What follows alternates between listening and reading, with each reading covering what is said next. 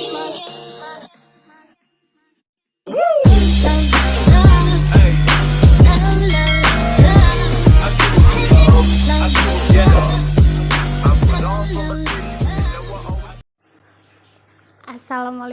warahmatullahi wabarakatuh. Kami dari kelompok 5 akan menjelaskan materi tentang struktur bumi dan alam semesta.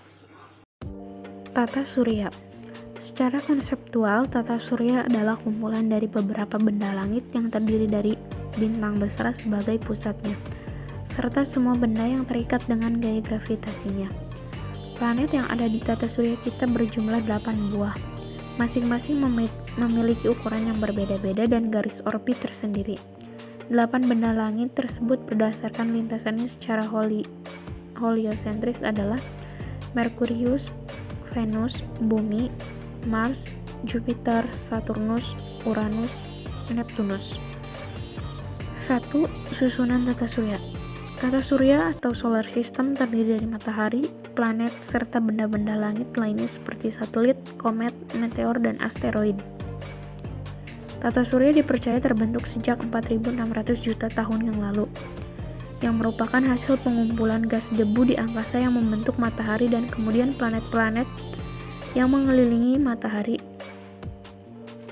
Matahari mengandung sekitar 99,87% bahan pembentuk seluruh tata surya. Kedua, terbentuknya tata surya. Menurut paham heliosentris, matahari dikelilingi oleh planet-planet dengan bentuk orbit hampir menyerupai lingkaran. Arah peredaran semua planet sama, yaitu berlawanan dengan arah jarum jam. Beberapa teori yang menjelaskan terbentuknya tata surya antara lain teori nebulae, teori planetesimal, serta teori pasang surut. Materi yang selanjutnya yaitu struktur bumi. Struktur bumi dibedakan menjadi beberapa lapisan. Yang pertama yaitu kerak bumi, yang kedua mantel bumi, dan yang ketiga inti bumi. Inti bumi ada inti luar dan inti dalam. Kita bahas yang pertama yaitu kerak bumi. Kerak bumi adalah lapisan terluar dari bumi yang terbagi dua kategori, yaitu kerak samudra dan kerak benua. Kerak samudra memiliki ketebalan sekitar 5-10 km, sedangkan kerak benua mempunyai ketebalan sekitar 20-70 km. Penyusun kerak samudra yang utama adalah batuan basalt, sedangkan penyusun utama kerak benua adalah granit yang tidak sepadat batuan basalt. Kerak bumi dan sebagian mantel bumi membentuk lapisan litosfer dengan ketebalan total kurang lebih 80 km. Temperatur kerak meningkat seiring kedalamannya. Pada batas terbawahnya, temperatur kerak menyentuh angka 200-400 derajat Celcius. Yang kedua, mantel bumi. Mantel bumi terletak di antara kerak dan inti bumi. Mantel bumi merupakan batuan yang mengandung magnesium dan silikon. Suhu pada bagian mantel bumi bagian atas kurang lebih 1500 derajat Celcius sampai 300 derajat Celcius. Sesuai dengan namanya, lapisan ini bersifat melindungi bagian dalam bumi. Lapisan ini terdiri dari 3 bagian, yaitu yang pertama litosfer, artinya litos, yaitu batuan dan sapira yang berbentuk bulatan. Yang kedua atmosfer, wujudnya agak kental, tebalnya 100-400 km. Dan yang terakhir mesosfer, wujudnya padat dengan ketebalan sekitar 2400 sampai 2750 km. Yang ketiga, inti bumi. Lapisan inti bumi dibedakan menjadi lapisan inti luar dan lapisan inti dalam. Lapisan inti luar tebalnya sekitar 2000 km dan terdiri atas besi cair yang suhunya mencapai 2200 derajat Celcius. Inti dalam merupakan pusat bumi berbentuk bola dengan diameter sekitar 2700 km. Inti dalam ini terdiri dari nikel dan besi yang suhunya 4500 derajat Celcius. Bumi dapat dibedakan menjadi 4 bagian. Yang pertama, atmosfer. Atmosfer adalah lapisan udara yang menyelimuti bumi secara menyeluruh dengan ketebalan lebih dari 650 km.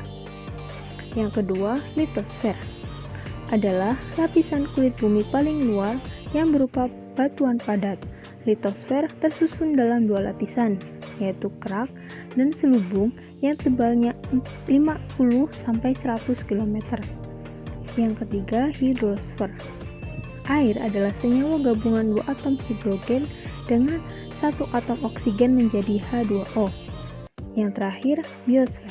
Biosfer merupakan sistem kehidupan paling besar karena terdiri dari gabungan ekosistem yang ada di planet bumi. Selanjutnya adalah lapisan tanah dan jenis batuan. Yang pertama, lapisan tanah.